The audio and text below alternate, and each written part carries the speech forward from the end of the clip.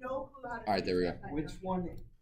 So we have two types of loops, for and while loop. For loop is a what-based loop, guys, or a what-controlled loop. If you do for, and then it'll go. Right, but it's controlled by what? Account-based. Account-based or numbers, yes.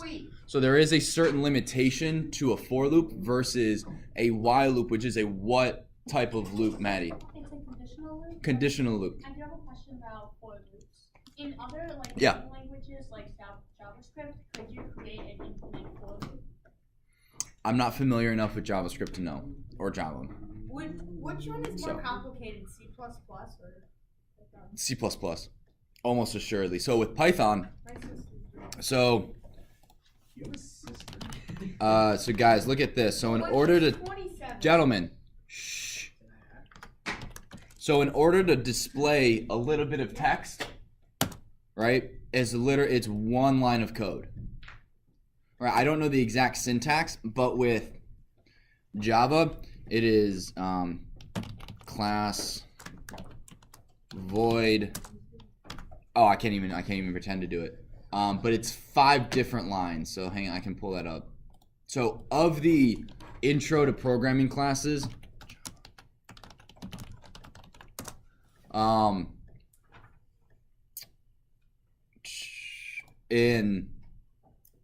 I can't go to that website. In learning coding, it is easier to learn Python because Python is a little more simpler. You don't have to use as much coding or as much jargon. Java display info, which is display information in Java.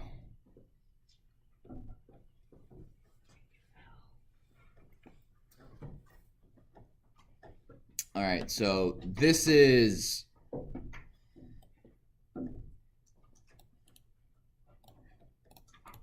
This is 2 of the 5 lines you would need in order to print information. And then you have here, after this line here, you would have what you wanted to actually display, and then you have 2 lines closing out this line and that line, as opposed to print hello world. So I like learning Python first and then going, okay, I know how to do this in Python. Now let me move it on to Java. And Java, while it's more complex, I get the logic of how to code. So with Java, not only are you learning the logic of how to code, you are learning all the jargon and all this and that, as opposed to when you learn Python, you're learning the logic and the syntax and all that's a lot easier to learn. And then once you've mastered or gotten really good at Python, you move on to JavaScript and you can understand, oh, I get the logic behind all this. I just have to add a couple extra lines to do some things. Wait, so what's the order? Is it C++? So is it Python, Java, and then C++? Or is it Oh, as for difficulty, I don't know the difference between C++ and Java, so I can't answer that question. Because I don't know everything, Bradley. What? I know, I'm sorry. Teachers are infallible, I know, but that's a big misconception. I feel lied to. I apologize. All right, any which type of loop can be never-ending, Joe? While. Next time, Joe is gonna answer, not Brad. Well, he didn't even know that. So. Well, you interrupted me. Let's see. What is an iterate? What is a repetition structure? I know what that is. Joe. It is loop. It's a fancy term for a loop. Yep. So we went up to 4. We finished 4-4, right? 4-10. Uh, I was remembering. Yeah, we did 4. Like. no, we didn't. No. So what we're gonna do is we're gonna start on 4.4. Excuse me. We already did that. No, we didn't. Yes, we did. We didn't calculate a running total. We did 4-4. We did 4-3, which is for loops. Now we're moving on to accumulator operations. No, section.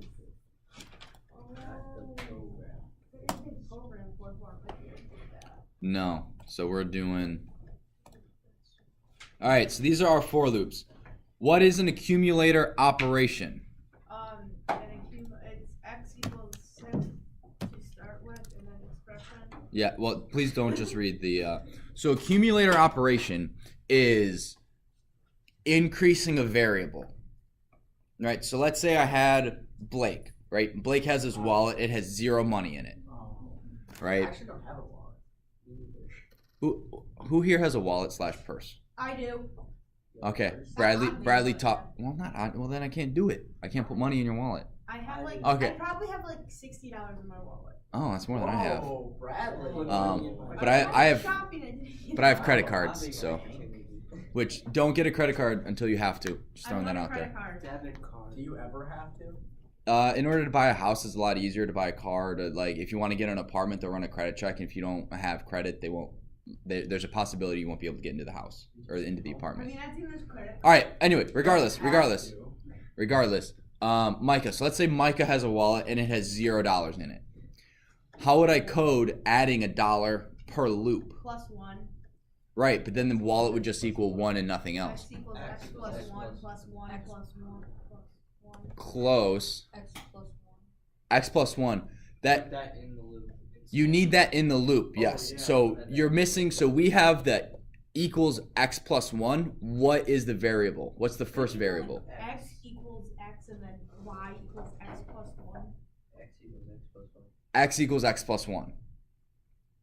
Oh. Yeah. Right? Yeah, Joseph wrote me a code that could count up. It was really interesting. I don't Yeah. appreciate So an accumulator. So calculating running total. So this is on page 144 of the book.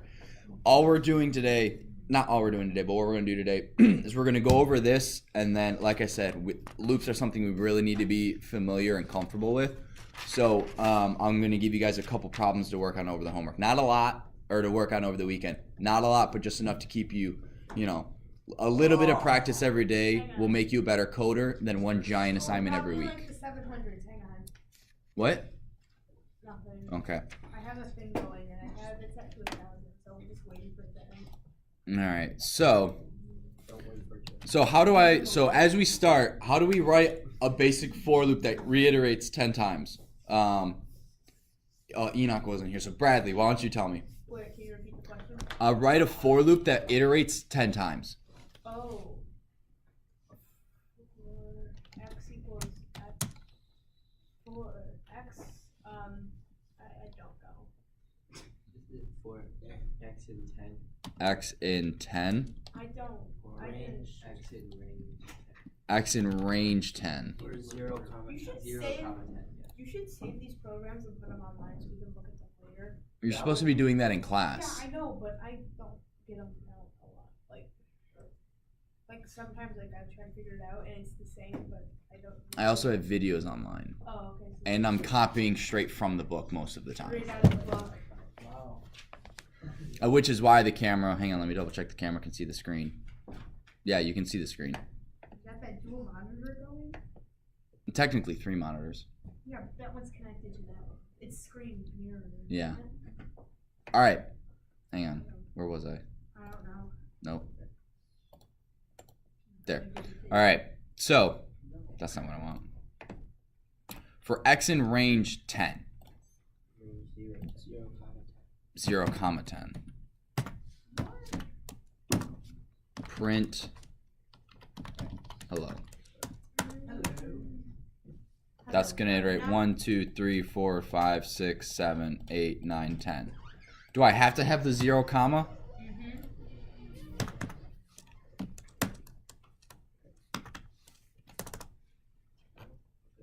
It just goes down to I do not. Right? So if you only have the default, if there's one number, is 0 to that number minus 1. Why is that? Because it includes 0. It includes 0, so that allows it, instead of hello, let me just print X. So we start at 0 here. Is that big enough for everyone to see? Wait, is X just. What is X equal to? X is equal to the number in this range. So every time it iterates, it increases by 1. So you don't have to put X equals like 1. Correct. I don't know if this works. Oh, no. So you do not have to define X prior to the So for you loop. can replace that X with anything. Mm-hmm. Okay. Yeah, so this could be, watch this.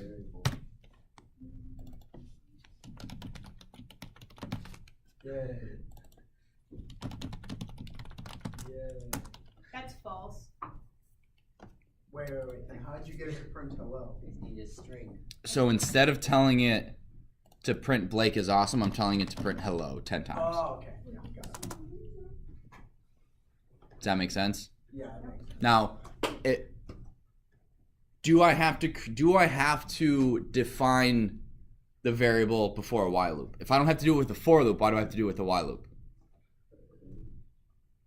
Maddie? Because I think in the for loop, it's like in the for loop function, like they already have the code that like adds it up and defines the variable, but in the while loop it doesn't. Yes and no. You have yes, you have the answer, but there's also one more thing I'm looking for. Well, let's go with Joe. Because a while loop is conditional, you have to have the variable figure out. Yes. It's an evaluator, right? It's testing this to see if it's equal to that.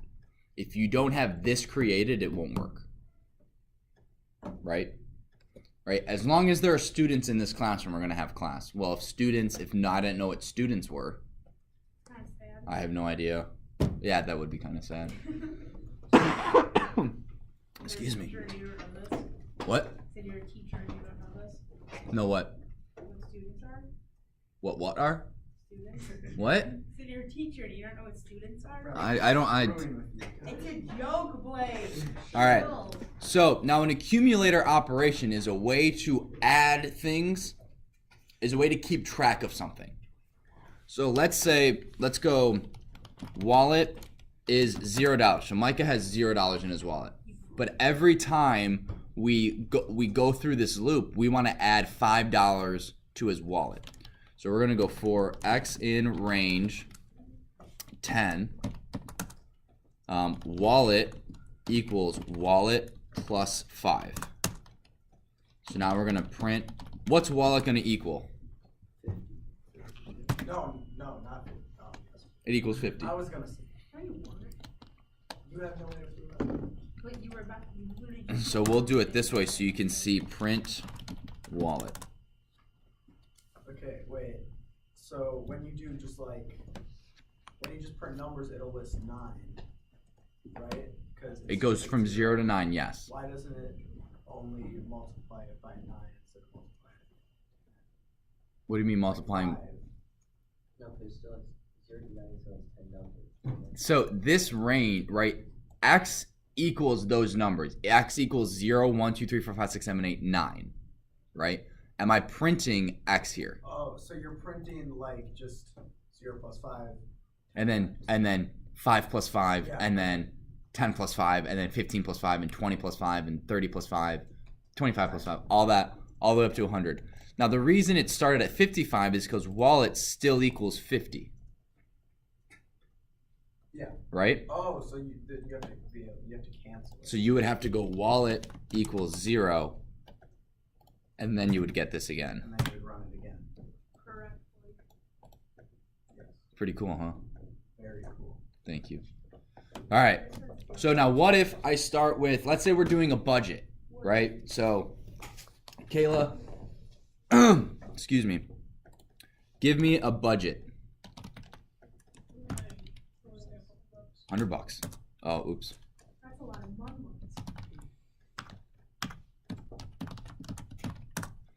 So let's say, how many expenses do you have?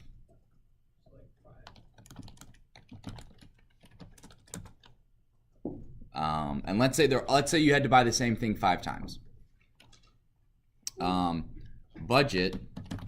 How would I write this if I want to subtract a number from budget every time? Instead of adding a number to wallet each time, we're subtracting. Equals budget minus. Budget minus, and then what is our expense, Enoch? Did you add Give me a number. You added an extra sign second row. 10. What do you mean I added an extra sign, Blake There's or a Bradley? sign in front of budget. What? Or, I thought, oh, it was your cursor. I keep seeing your cursor.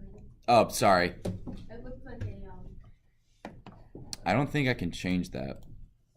It's just weird because like it goes on it and then it's like it looks like it's because of the way it is. It looks like it's a bracket.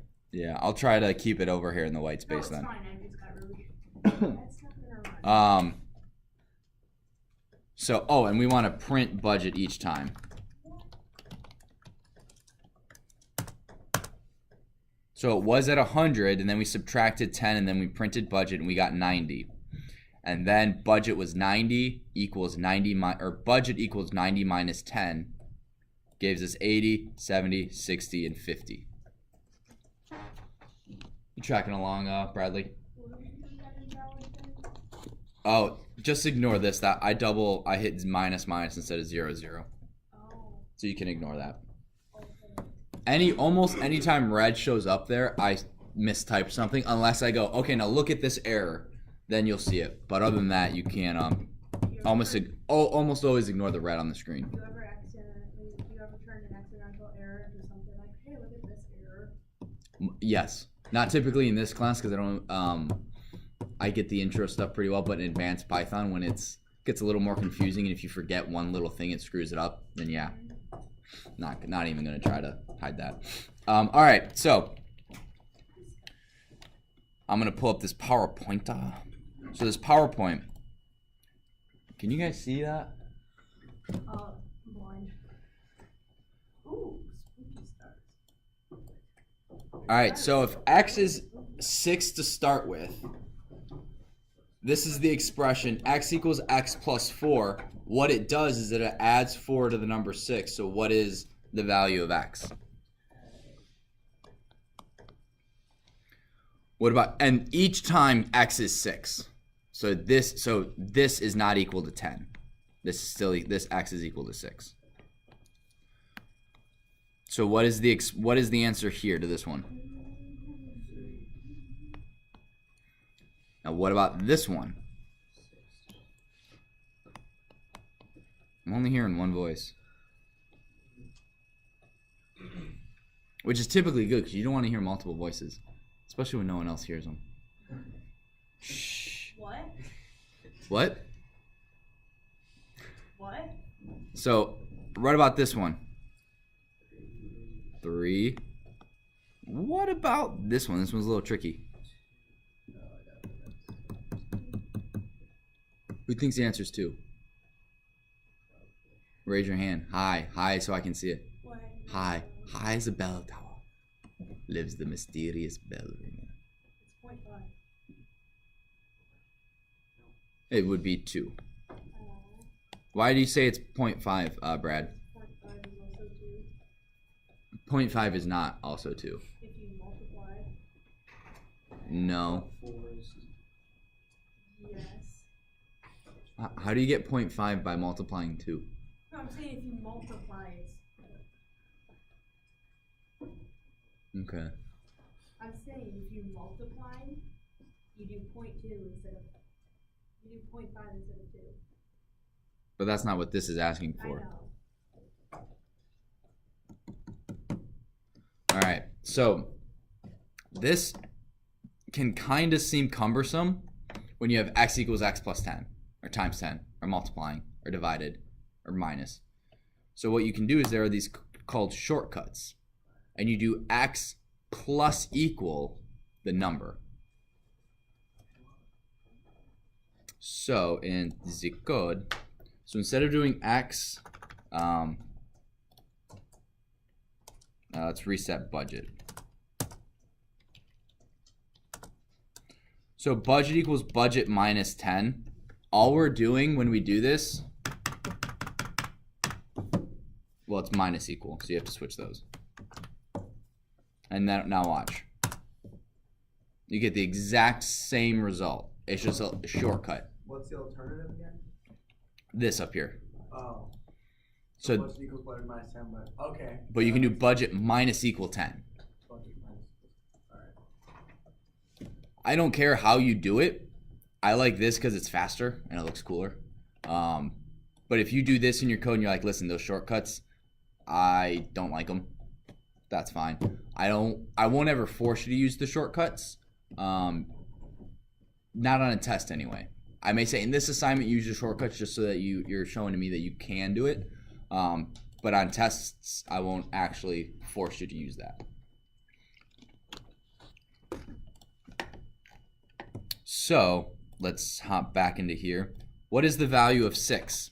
Or I'm sorry, if x is 6, what is the value of x here?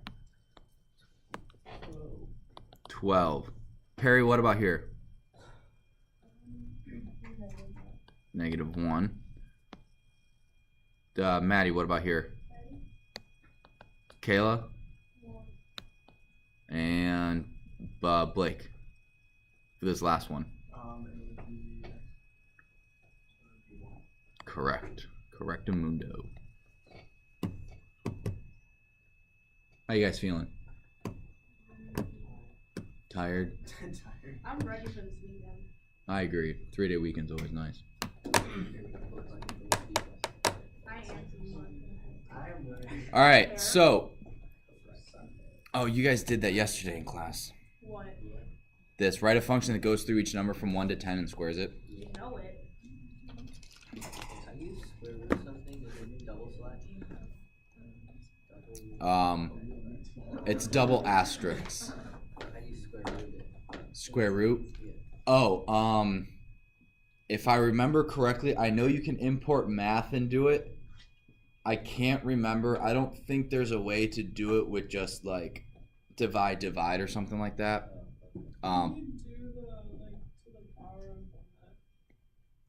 So what you would do is 5 to the power of 5. So you do 2 asterisks.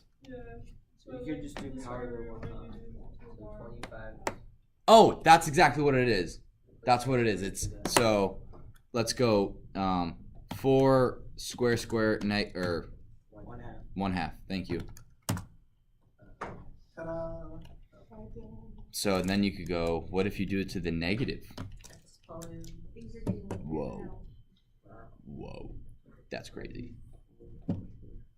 Is it, I honestly don't know what that means in math. I can't remember. It's like when you flip, like I know it looks like this. Screen sketch. I know it's 4 to the negative 1/2. And it's like,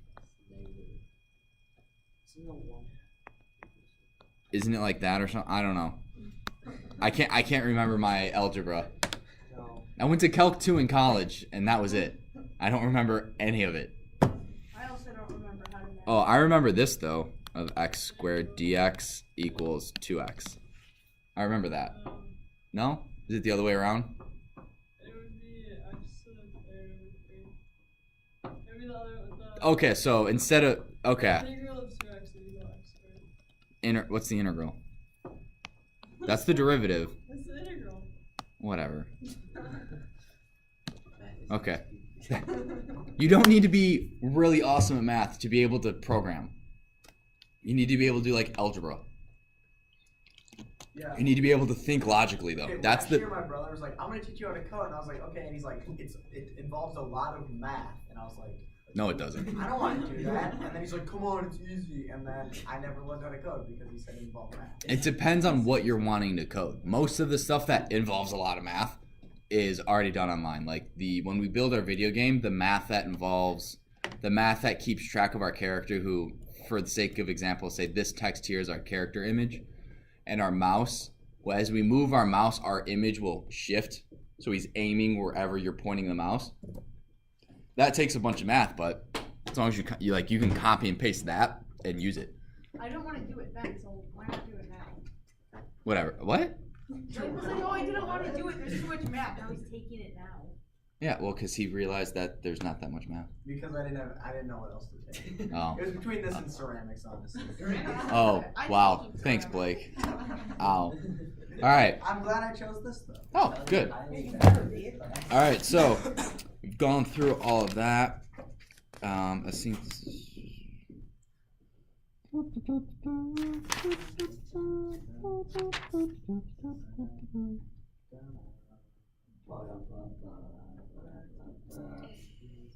All right, so here we go. So this is something called, I've never actually used this term in the book ever. It's called a Sentinel, and I probably never will again. But basically what it's saying is there's a couple ways to do it. It's basically when you type this value in, and for those of you who want to know what it is, It's on page 144. It's section 4.5. It's basically, as the book puts it, is a special value that marks the end of a sequence of items. So when a program reads the Sentinel value, it knows that it reached the end of the sequence, so the loop terminates. Most of the time, we just want the loops to go through something, and when that something is done, it's we're not going to do it anymore. One of the things you can do is while loop. So while, like, I've never used this before, so it's kind of useless in my opinion. But it's like an input. I'm just telling you guys what it is. So if you got, well, what if you're reading in the back of the book? Well, what's a Sentinel? Mr. Schulter never taught us about that. And you would have said because it's not important. Right, but I'm not gonna like. You're still gonna have to do questions on it. But It's completely useless. Don't learn these questions. Okay, there. I will be. Are you choking? Nope. If you can cough, you're not choking. Yes. I'm sure it was, Brandon. All right. So. Way to try to The come back. child, if he or she is choking. All right, Hank. I'm sure you're okay. Yeah.